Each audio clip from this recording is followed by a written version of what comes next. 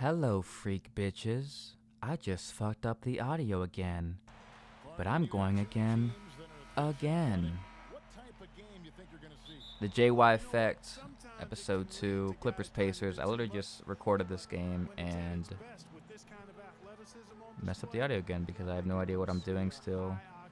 But I don't care because I want to be the best at everything, like Kawhi Leonard is at making that layups.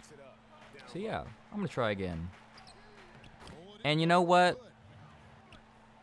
I don't care about the gameplay. I'm going to talk about just kind of just what I'm doing.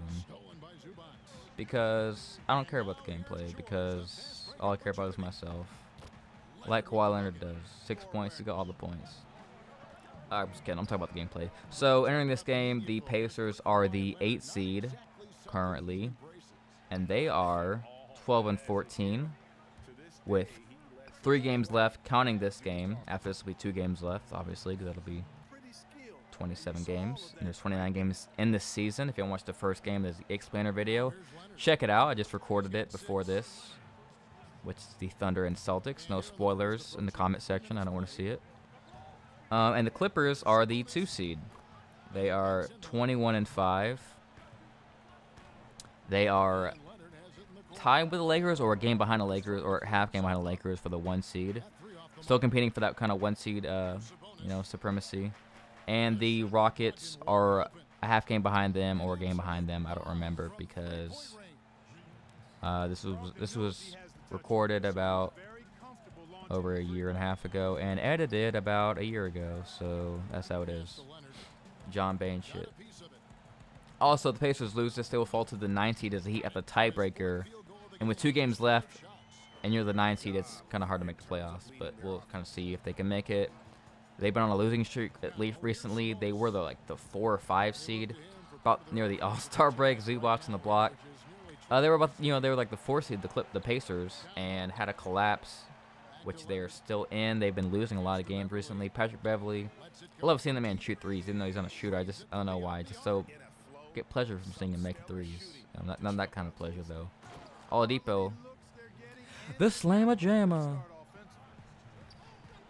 Kawhi Leonard, he's kind of just OP, dribble crossover. I said that Chris Paul is the king of their mid-range. That's actually Kawhi Leonard and DeMar DeRozan.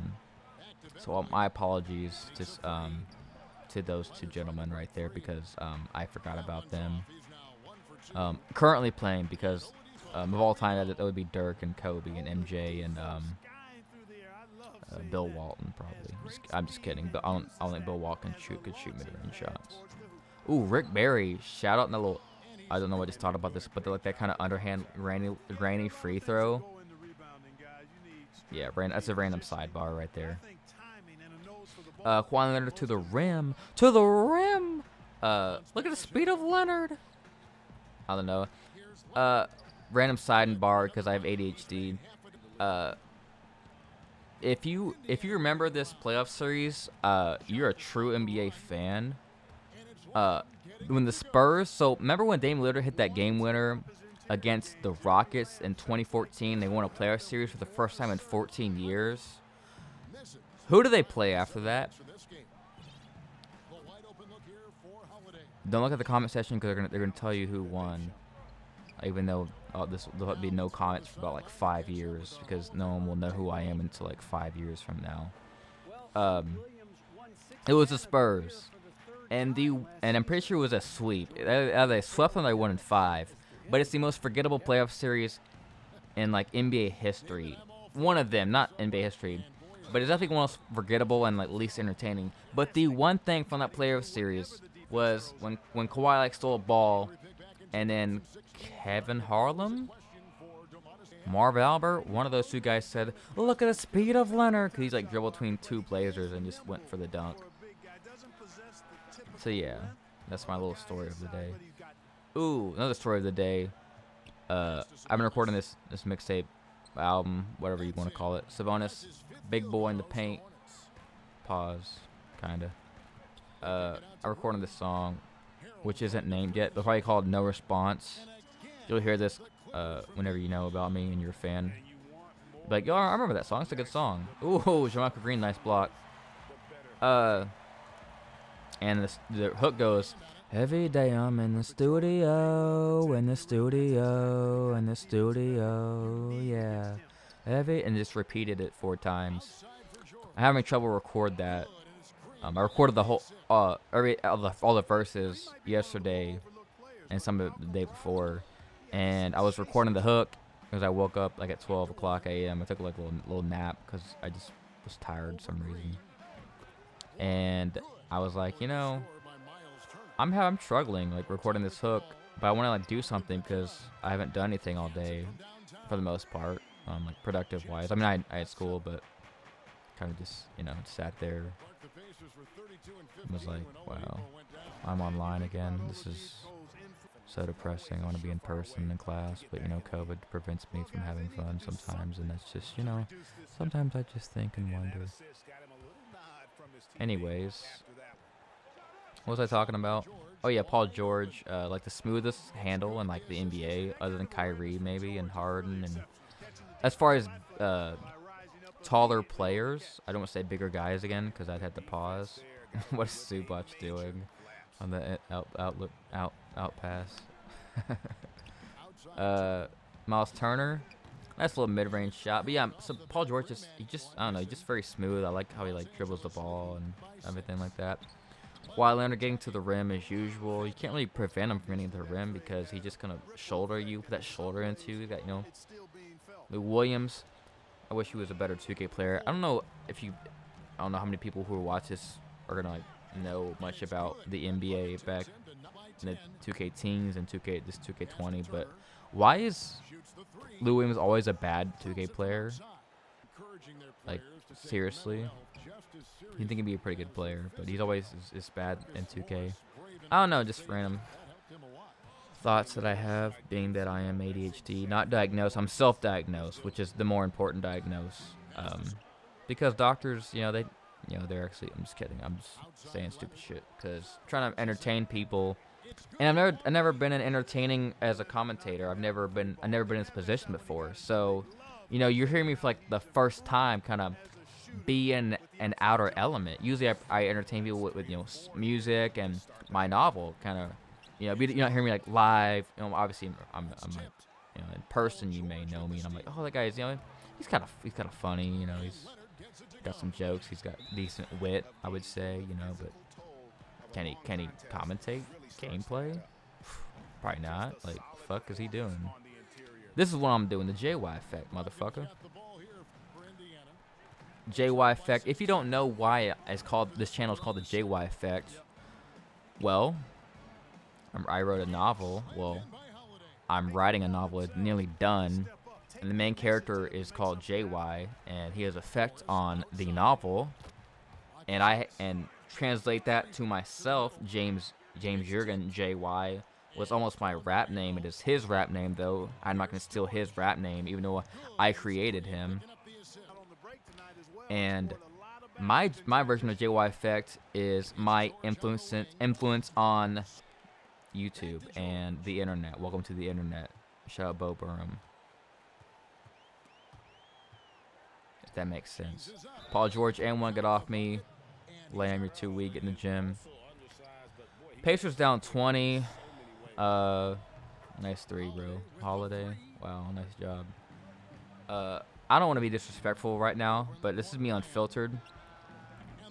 Is it just me or the Pacers are the most boring franchise in the NBA? Like, the least, like who would want to be a Pacers fan? Granted, back in the day, like, with Reggie Miller, they were probably, like, pretty decent. Like, with Ron Artest in the 2000s and, like, Jermaine O'Neal, they seemed kind of, like, cool. And when they had that run with Paul George and Lance Stevenson, Hibbert, against the Heat in the conference finals back-to-back years, I actually kind of like them. But ever since that day, not that day, but ever since kind of like, I don't know, Paul George left, even before he left, kind of like after that run when Roy Hibbert kind of just fell off the map, they've been the most boring franchise, I think, in the league to me. People say the Spurs are boring. The Spurs are not boring, okay? Granted, now they have a lot of players that aren't good, but their branding is not bad. The Pacers branding, I just don't like it at all. The best branding in the NBA, which is not a contest, is the Charlotte Hornets. Now, they might be like one of the dumbest franchises, but their branding, uniform combination, I mean, their court, everything, Zubac, other block, everything is just nice about that. Reggie Jackson, shout out Reggie Jackson. Should have gone to Dallas in the offseason. We could really use him. He'd be a prominent role, but that's fine. He wants to go back to Clippers, I understand. Oladipo, can the Pacers make a comeback with down 16 with 5 minutes left? Leonard has the ball. Probably not, but you don't want to count him out, right? Lou Will, good defense. Got to get open three. Great defense by the Pacers. That's really good defense right there. Shout out Brogdon. He was actually an all-star in our little season. Back when the Pacers were like the 4th seed. And Kawhi and PG were both all-stars. PG actually started in the all-star game. Kawhi came off the bench. Yes, we have all-star games in our little season. Oh, my God. What a block. Miles Turner. That's one thing he's good at. Blocking shots and threes, I guess. Oladipo didn't make the all-star game. Kind of unfortunate. Marcus Morris, shoot a 3.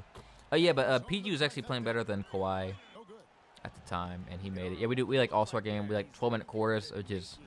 gameplay is super unrealistic because we do rookie level. This is probably tell the difficulty. It is superstar or all-star. We just pick. I mean, obviously we're playing against each other, so the difficulty doesn't really matter. We have to do like sliders a little bit because sometimes the 3 is either too low or too high, and also ball security I think was edited because back in 2K20 players had awful ball security, kept losing it. Pause on ball security. Clippers Pacers make a little run there around 20, but now Miles Turner is turned into Dikembe Mutombo at the rim. Oladipo, nice little mid-range shot. It is a 7-point game. Okay, can the Pacers make a comeback? Guarding Kawhi, Miles Turner, Dikembe Mutombo, another block. Out to Oladipo. Oladipo at the rim, blocked, and that's the game. I don't know why I didn't fucking edit the rest of it, but that's the game right there.